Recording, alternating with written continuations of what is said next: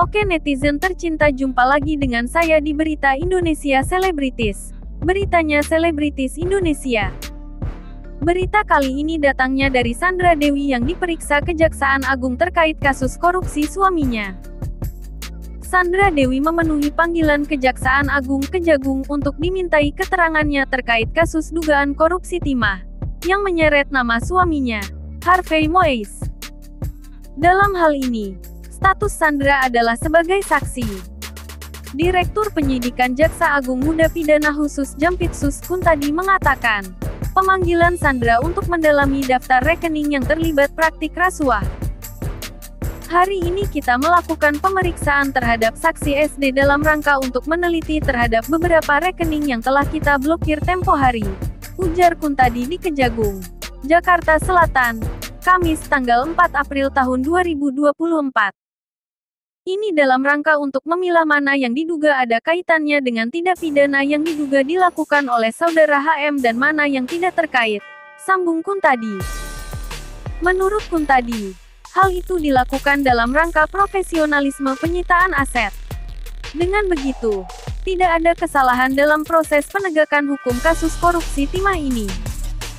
Sehingga diharapkan kita tidak melakukan kesalahan dalam penyitaan. Urgensinya hanya sebatas itu, kata Kuntadi.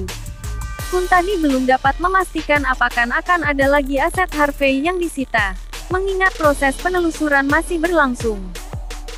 Kuntadi juga menegaskan, penelusuran ini tidak hanya terfokus kepada Sandra Dewi, karena ada banyak tersangka yang diduga terlibat di kasus korupsi timah ini. Tergantung nanti hasil penelusuran aset kan masih berlangsung ya dan tidak terfokus di saudara SD. Kan tersangka ada banyak. Semua kita tunjukin, ucap Kuntadi. Kuntadi menambahkan, pihaknya masih terus melakukan penelusuran dan pendalaman atas kasus tersebut. Sejauh ini sudah ada 140 lebih saksi yang diperiksa terkait kasus korupsi timah. Sejauh ini sudah ada 140 sekian lah. Nggak hafal, pungkas Kuntadi. Kalau komentar Mimin ya guys. Semoga kita semua selalu dalam lindungan Tuhan Allah Subhanahu wa Ta'ala. Amin. Dan apapun masalah yang ada di dunia ini, semoga kita selalu dalam lindungan Tuhan Allah Subhanahu wa Ta'ala. Dan semoga kita dilimpahkan kebahagiaan dan kesehatan yang melimpah oleh Tuhan Allah Subhanahu wa Ta'ala. Amin.